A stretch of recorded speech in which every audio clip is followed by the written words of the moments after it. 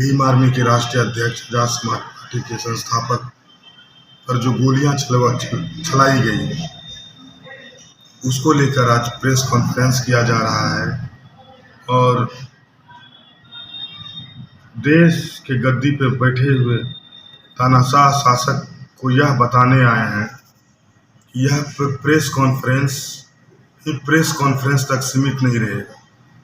हम लोग पूरे बिहार में, पूरे देश में एक नया आंदोलन को मोड़ देंगे और तत्काल दलित बहुजन महापंचायत होने जा रहा है मधेपुरा में 20 तारीख को।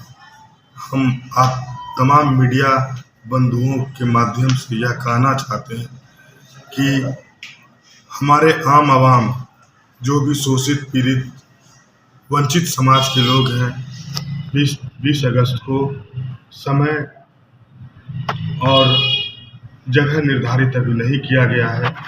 20 अगस्त को उसके लिए पुनः फिर प्रेस कॉन्फ्रेंस किया जाएगा और खासकर मुख्य मुद्दा जो है, हमारे राष्ट्रीय अध्यक्ष पर जो गोली चलाई गई और पुलिस, यूपी पुलिस जिस तरह से मामला को निपटारा करने में जुटी हुई है।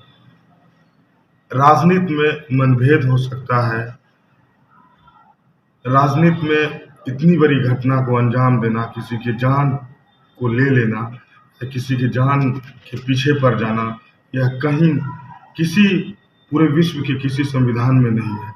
लेकिन देखिए, उत्तर प्रदेश में बैठे सरकार, तानाशाह और खासकर पुलिस जिस तरह से इस मामले को मिलाने जुलाने में लगी हुई है, उसके विरोध में भी हम लोग उग्र प्रदर्शन करेंगे। हम लोग बुद्ध को मानने वाले लोग हैं। हम लोग पहले आम आवाम को बताना चाहेंगे कि हमारा मोटिव क्या है। उसके बाद फिर अगर नहीं सरकार मानती है तो हम लोग फिर उग्र आंदोलन करेंगे, जिसके जिम्मेवार सरकार में बैठे लोग होंगे। आपकी पार्टी के राष्ट्रीय अध्यक्ष पर जो गोली चलाई गई थी, उसमें 4 आरोपियों की गिरफ्तारी हुई। जी बिल्कुल।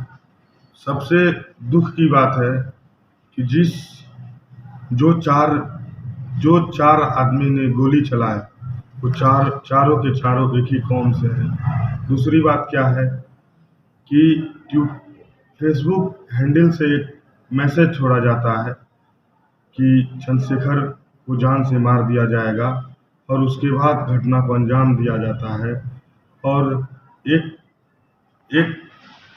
कौम के एक कौम के फेसबुक हैंडल से यह छोड़ा जाता है और उस पर भी सरकार सोई रहती है। जब गोली चलता है, गोली चलने के बावजूद भी अभी तक सरकार ठोस कदम नहीं उठाई है और हम मांग करते हैं आप लोगों के माध्यम से हमारे राष्ट्रीय अध्यक्ष को Z+ की सुरक्षा प्रदान की जाए, क्योंकि अभी तक जितने भी आप लोग ने देखा होगा, जितने भी Z+ की सिक्योरिटी दी गई है, या तो नचनिया को दिया गया है या तो और किसी को दिया गया है। लेकिन जो सामाजिक कार्यकर्ता है, जो समाज के लिए खड़ा रहता है, समाज के लिए तत्पर रहता है, उसके लिए सरकार को सोचने का एक पैसा समय नहीं। आप किसी एक कौम की बात कर रहे हैं, वर्ग की बात कर रहे हैं या कौम की बात कर रहे हैं, इसे थोड़ा क्लियरफाई किया। वो एक विशेष वर्ग है जिनके फेसबुक आईडी से लिखा गया है, वह जग जाहिर है। हम उनका नाम नहीं लेना चाहेंगे, लेकिन हम चेतावनी भी देंगे, अगर इस तरह की घटना आइंदा कभी हुई तो हम कहना चाहते हैं आर और पार की लड़ाई होगी। और हम लोग संविधान को मानने वाले लोग हैं। हम लोग गोली बंदूक की बात नहीं करते, हम लोग, और ना ही किया है और ना ही करूँगी। यूपी पुलिस का आरोप है कि कोई योजनाबद्ध तरीके से नहीं हुआ, अचानक से उन लोग का प्लान बना कि पीछे से गाड़ी आ रही थी चंद्रशेखर जी की और अचानक से ये हमला करने का प्लान किया गया, कोई योजनाबद्ध तरीके से नहीं किया। बगैर किसी योजना के किसी भी घटना को अंजाम नहीं दिया जा सकता। गाड़ी का काफिला था, काफिले में घुसकर जिस स्विफ्ट गाड़ी से हत्या करने की साजिश रची गई, जिस गाड़ी से गोली चलाया गया, निश्चित तौर पर जैसे फेसबुक पे लिखा गया, पुलिस प्रशासन को सोचना चाहिए, इस पर अंकुश लगाना चाहिए। ऐसे जो भी लोग हैं उस पर निश्चित तौर पर सरकार को अंकुश लगाना चाहिए। और हम पुनः दोहराना चाहते हैं कि अगर हमारे राष्ट्रीय अध्यक्ष को आंच तक आई तो पूरा देश में 2 अप्रैल दोहराया जाएगा और जिसकी जिम्मेदार सरकार है। हमारे साथ हमारे प्रदेश के लीडर हैं अफजल खान, वो भी कुछ मीडिया से मुखातिब होंगे, आप लोग इनसे भी कुछ पूछ सकते हैं। क्या नाम हुआ आपका? मैं मुन्ना कुमार पासवान, भीम आर्मी जिला अध्यक्ष उदयपुर है। के आरोप में जो 4 अपराधी गिरफ्तार हुए हैं, उन्होंने ये बताया है कि चंद्रशेखर के बयानों से उन लोगों को आहत पहुंचा है, जिस कारण उन लोगों ने गोली चलाई। क्या लग रहा है कि राजनीति से प्रेरित है ये? जिस तरह से यूपी पुलिस ने एक पूरा प्रोपेगेंडा रचा है, तो इससे तो साफ ये जग जाहिर होता है कि यूपी पुलिस ने एक पूरा प्रोपेगेंडा अपना रचा है।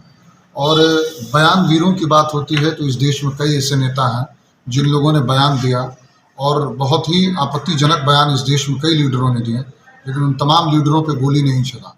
एक बहुजन समाज का जो उभरता हुआ सितारा है, जो एक गरीब दलित मुस्लिम अति पिछड़ों की सबकी आवाज़ बन रहा है, उन आवाज़ों को दबाने की ये कोशिश की गई है।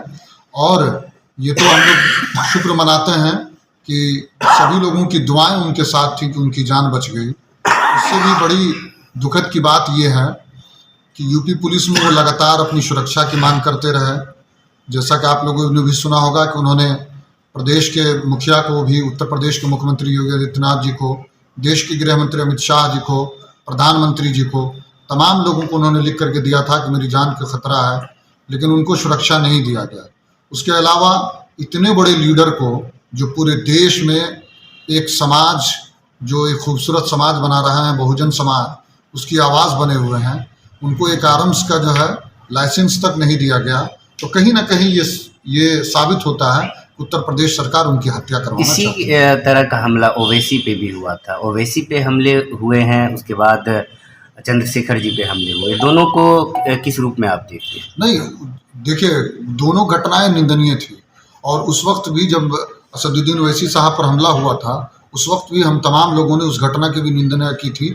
और उसी प्रदेश में हुआ था जिस प्रदेश में ये कहा जाता है कि यहाँ शासन चलता है, यहाँ अपराधियों को मिट्टी में मिला दिया जाता है। वहाँ के मुख्यमंत्री सदन के पटल पर ये बात कहते हैं कि यहाँ पर अपराधियों को हम लोग मिट्टी में मिला देंगे। तो उसी प्रदेश में भी तो ये भी अपराधी हैं जिन्होंने असदुद्दीन ओवैसी साहब पर हमला किया, जिन्होंने हमारे एडवोकेट चंद्रशेखर आज़ाद साहब पर हमला किया।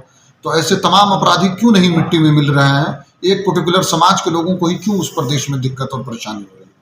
तर्क यही दिया जा रहा है कि भावना आहत थी, कुछ ऐसे जो बोला गया है जिससे इन लोगों की जो भावना है आहत होगी। तो क्या आहत होने पे गोली चलाना जायज़ है? नहीं, अगर आहत की बात होती है तो इसी प्रदेश में और इस देश में कितने ऐसे बयानवीर हैं जिन्होंने कितनी मरतबा ये तक कहा कि ये लोग अछूत हैं, ये लोगों को बिल्कुल चेयर पे नहीं बैठाना चाहिए। एक सोशल मीडिया से मारने की धमकी दी जाती है, तो उससे भी तो एक समाज आहत हो सकता है। लेकिन जो हमारा समाज है वो संविधान को मानने वाला समाज है, और जब हम लोग संविधान को मानते हैं तो हम लोग कलम से अपनी लड़ाई को लड़ना जानते हैं। और अगर कोई हमारे इतिहास को अगर नहीं जानता है तो तलवार से हमारा इतिहास भीमा कोरेगांव से जाना जाता है, और कलम से हमारा इतिहास जो है वो संविधान से जाना जाता है। तो हम लोग दोनों तरफ से सक्षम हैं, लेकिन हम लोग इस देश के कानून व्यवस्था पर, इस देश के संविधान पर हम लोगों को भरोसा है।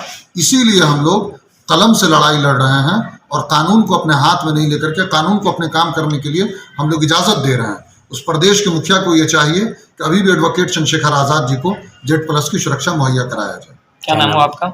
मेरा नाम मोहम्मद अबूजर खान है, भीम आर्मी प्रदेश उपाध्यक्ष बिहार।